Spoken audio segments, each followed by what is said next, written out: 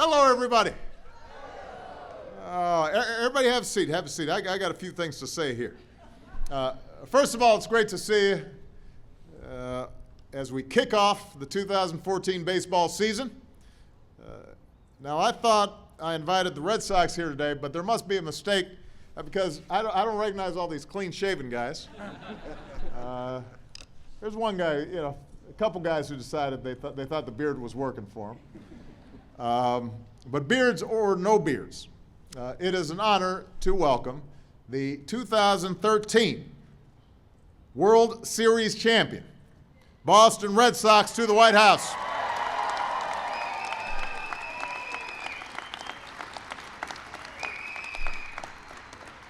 I have to say, y'all have some fanatical fans.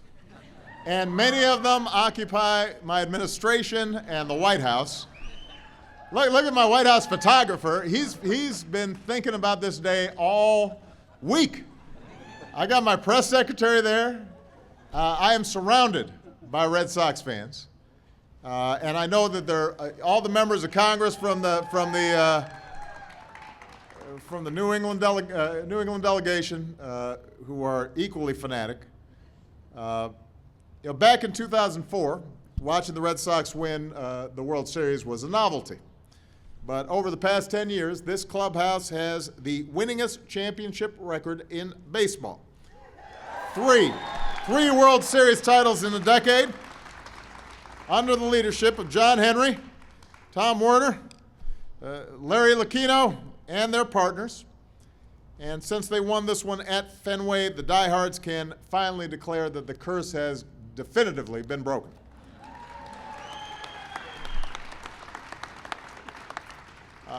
Obviously, all the wins were sweet for Red Sox fans, but I think for the nation as a whole, there was something about this particular squad that was special and will go down in history.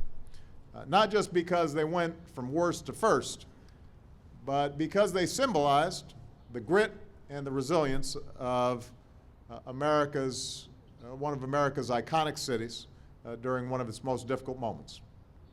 Nearly 1 year ago, hundreds of thousands gathered on a beautiful spring day to run and cheer the historic Boston Marathon, but a senseless act of terror turned celebration into chaos and joy into anguish. 4 young people lost their lives. Hundreds were injured. The city was rocked, but under the guiding hand of somebody who I consider one of the finest public servants that America has known, Mayor Tom Menino of Boston, who's here today, and his lovely wife. Boston stood resolute. Boston stood resolute and unbowed and unbroken, and as the smoke cleared, we gained inspiration from the injured, who gamely tackled their recovery. Those who were running and walking again, including the young woman who's returned to professional dancing with a prosthetic leg. We took heart from the first responders who put their lives at risk and bravely ran toward danger. People like Officer Richard Donahue of the MBTA Transit Police, who was shot and nearly killed that night.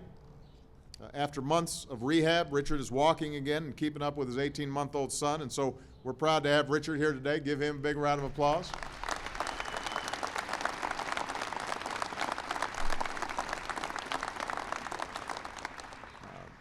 Today, our hearts are in Boston again. We got the families of firefighters Michael Kennedy and Lieutenant Edward Walsh, who gave their lives protecting others from a massive blaze last week. And their sacrifice, like the sacrifice of those made last year, remind us of the selfless courage of everyday heroes who put their lives on the line to help others. The first responders, the brave citizens, the resolute victims of these tragedies, they're all Boston strong. And ultimately, that's what this team played for last season. And every man behind me did his part to keep the team rolling. There was Xander Bogaerts, the upstart rookie who took over at third base and didn't let up. The tested veterans like my fellow Hawaiian, Shane Victorino, and Mike Napoli, who came in during the offseason and shook off the rust and and the injuries to secure win after win. Lackey and Lester, the heart of a rotation that upped their game and started begging their manager, John Farrell, to stay in for 6 and 7 and 8 innings. And of course, the legend, the only man to play for all 3 championship teams, the biggest bat in the dugout, Big Poppy.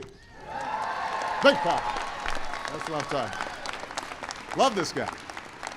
Even a White Sox fan can appreciate these guys. But for all the big names, this was never a single superstar's team.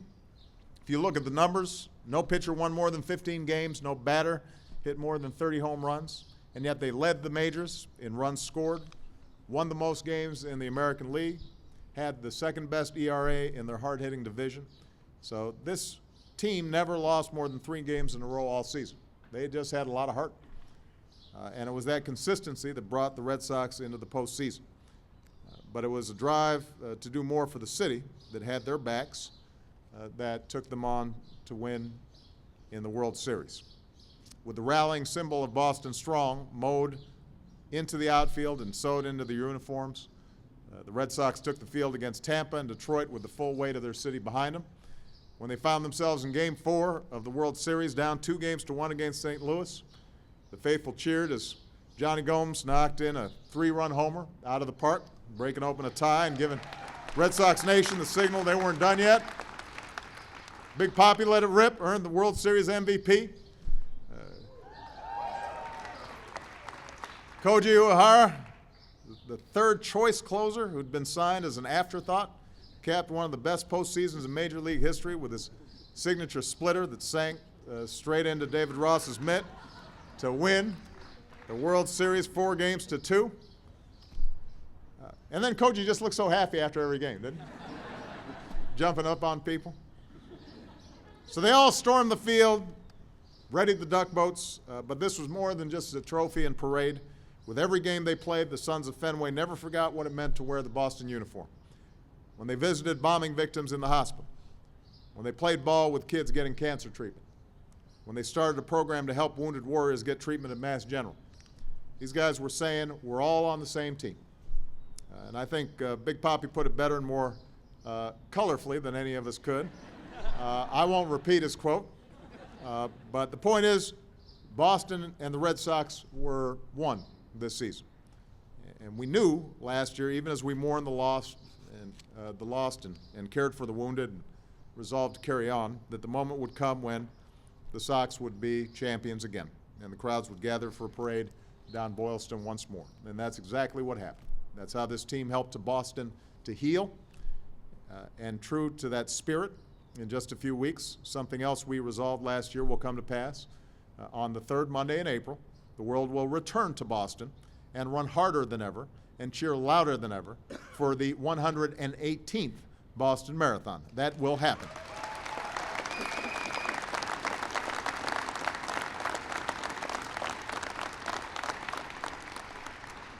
Bottom line is, I'm proud of these guys. As a baseball fan, I appreciate their comeback season, but more importantly, as president, I'm grateful for their character and their embrace of the essential role they played in the spirit of that city.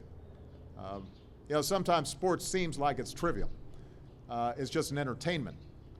And then every once in a while, you're reminded that sports represents something else. And it has the power to bring people together like almost nothing can. And all of you should be very proud of what you accomplished. I know your fans are, and I'm grateful to you as well. So congratulations to the Boston Red Sox and Red Sox Nation. Good luck this season. May the best Sox win. All right, come on. You guys got something for me? All right, come on. Big Poppy's got something for me.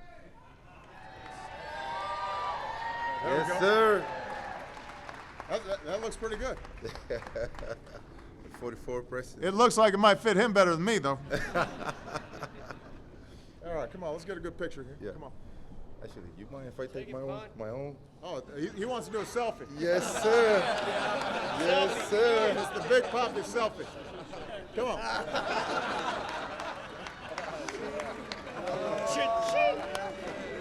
Got him.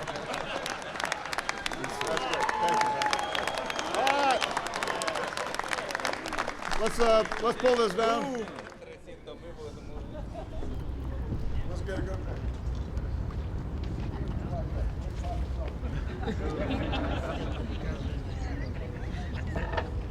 All right.